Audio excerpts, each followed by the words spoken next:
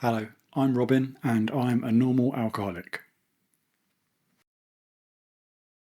Do I have a problem with alcohol? Well, yes and no. When I started drinking, I didn't have a problem with alcohol. I had a problem with life. And that meant that when I started to drink alcohol, it did something for me which it didn't do for most other people. It was an escape from my reality. It allowed me to change the way I feel and change the way I coped with life. So it's not that I have a problem with alcohol, it's that I have a problem with life and the way I experienced it. Now, this brings me to something that I've been avoiding so far. When I started this channel, I said I was going to try and be unbiased, neutral, open-minded, and I try to be about most things, but there's one thing that's always bugged me, and it's the Sinclair method. They're basically using naltrexone to stop you enjoying or getting the same endorphin release that you do when you drink.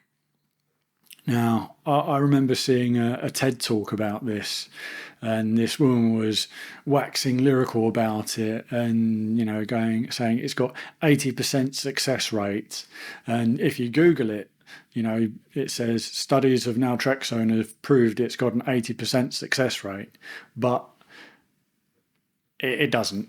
It doesn't. I decided to go and read I read the scientific findings on this. There was a meta study of about 17 previous clinical trials, and no, it's not 80% successful for two reasons. Firstly, because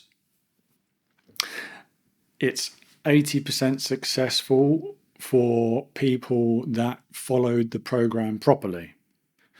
So that doesn't include people that tried it and stopped, or tried it and weren't regular. It's not the whole picture.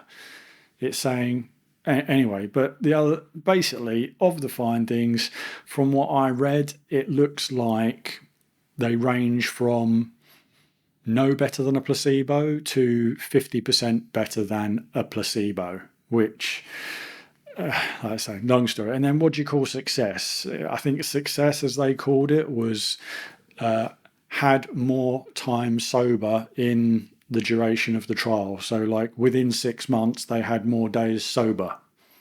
That anyway, my point is, relying on a pill to stop you enjoying alcohol as much as you used to and drink as much as you used to is no way the same as dealing with the problem that made you misuse alcohol in the first place. So that's therapy, one-on-one therapy, group therapy. It's looking inside yourself, finding out, what was your problem with life? Was it anxiety? Was it feeling like an outsider? Was it not living up to others' expectations? I mean, for me, I think one of the core issues I had was I had unrealistic expectations of what I should be, and in some senses quite superficial expectations or benchmarks that I thought I had to reach and achieve to be worthwhile. Now, like I said, if you take a pill that stops you enjoying alcohol as much when you use it, and therefore don't drink as much and don't overdrink as much, then you haven't dealt with your underlying problems. There are going to be some people that benefit from that Sinclair method and naltrexone, But it's not like give it to all alcoholics and 80% of them are going to be cured. Just not true whatsoever. Like I said, you've got to deal with your problem, and for most people that I know in recovery, it's figuring out what I said, what made them at ill ease or the disease, what made them uncomfortable with life. Now, what you might be thinking is, all right, if I've figured out what my problem was and I've got over it, then why can't I go back to drinking? Well, it's quite simple. In all those years that I was drinking, it became so ingrained into my subconscious that it was giving me a false sense of self-worth. It was a fake confidence, a fake ease with life. And you might think, all right, I've got over it. It's not going to do that again. But the thing is, it will get out of control again. I know from my first 3 years of trying to deal with alcohol that each time I went back to drink, I tried to maybe drink in a different way. I thought I'd overcome something, but the alcohol and drinking took over and it got out of control. It didn't matter if I dealt with it. Once you put the substance in, those old pathways, neural connections fire up and take over. You are out of control. And not just me and my 10 relapses and those 3 years. It's the stories I've heard from all the other alcoholics I know. It's those people who've been sober for 3 years, 5 years, 10 years, even 20 years. I know someone who relapsed after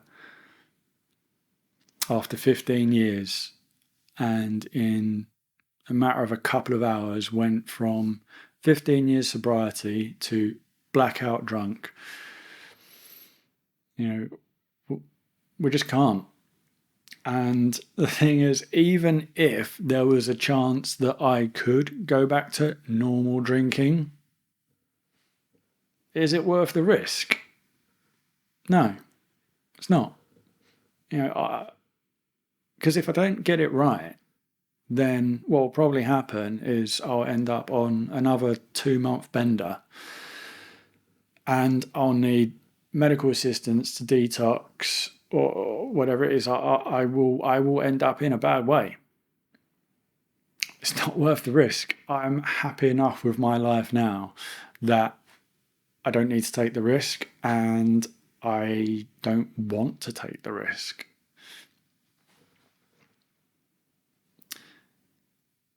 So what do? Every week I meet up with fellow alcoholics to remind myself that I am still an alcoholic and that the risk is still there. So no matter how good I feel with life, no matter how much I think I'm over my previous issues, the danger is still lurking in the back of my brain, in my subconscious, and it's not worth risking it.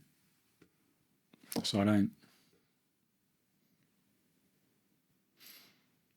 So there you go. Whatever you have to work through, I hope you do get through it with whatever method. There will be a small few of you out there that might benefit from naltrexone and the Sinclair method. But if I were you, I would try more than one thing and don't just think it's a magic pill. There is no magic pill or solution in recovery and addiction.